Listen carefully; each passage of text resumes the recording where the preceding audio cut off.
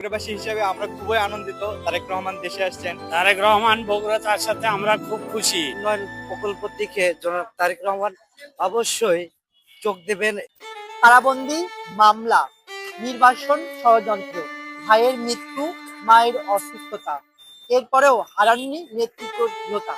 হাজার হাজার মাইল দূরে থেকে দলের নেতাকর্মী ছিলেন প্রেরণার বাতিঘর। অবশেষে দেশে ফিরছেন বিএনপির ভারপ্রাপ্ত চেয়ারম্যান জনাব তারেক রহমান। তবে তার বাড়ি ফেরাকে কেন্দ্র করে তার জন্মভূমি বগুড়ার মানুষ অনেকটা বেশি উচ্ছ্বাসিত।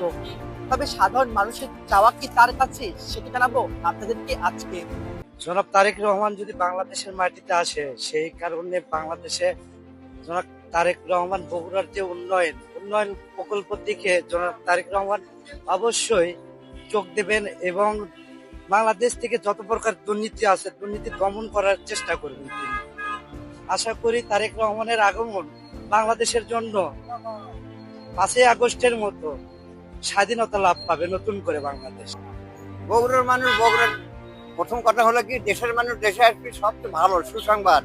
আর উনি যদি প্রধানমন্ত্রী হয়, বগুড়ার বাসিন্দা, উনি বগুড়ার জন্মগত বগুড়ার, তাহলে বগুড়ার উন্নয়ন হবে।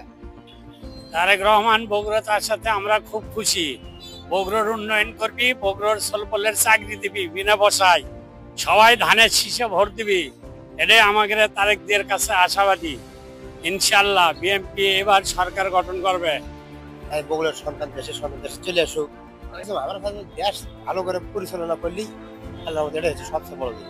তারেক সাহেব আসিতে 25 তারিখে আসতেছে, আমাদের সবাইকে ভালো লাগিতে, তাই দেশ পরিচালনা করবে, সবাই ভালো লাগবে, সবাইকে ভালো লাগবে, তার দেশবাসী ভালো থাকবে। আশা করি সবাই ভালো থাকবে। 25 তারিখে তারেক আসতেছে, তারেক কাছে ভালো চাই আর কি, সবাই দেশ পরিচালনা করবে ভালোভাবে, এটাই আমি চাই। দেশের সন্তান দেশে আসবি, দেশের উন্নয়ন করবি, আমাদের জন্য অনেক অনেক উপকার হবে। খুব ভালো লাগতেছে। বগুড়াবাসী তো আমরা, আমাদের বগুড়ার সন্তান বগুড়াতে আসবে, আমরা তো খুশি। আমরা ছোটবেলা থেকে জেনে এসেছি বগুড়ার সন্তান জিয়া পরিবার এবং তারেক রহমান অনেক নির্যাতিত। বিগত সময়ের সরকারের নির্যাতনে তারা পরিবার ছাড়া, দেশ ছাড়া।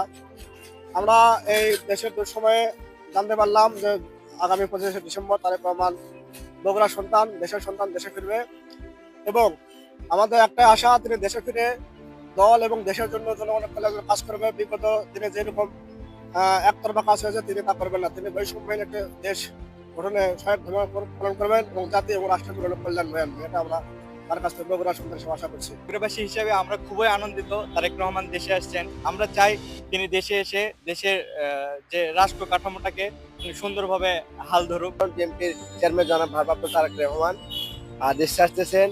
যে মানুষ খুব দ্রুত বগুড়া ফিরবে, যে মানুষ বাংলাদেশে ফিরবে, যে মানুষ বাংলাদেশের প্রধানমন্ত্রী হবে এবং বগুড়া জেলার মানুষ 17 বছর যে দিব্য বৈষম্য শিকার হয়েছে, সেই বৈষম্যর অবসান হবে। আমরা এই আশা প্রত্যাশায় রাখি থাকছি।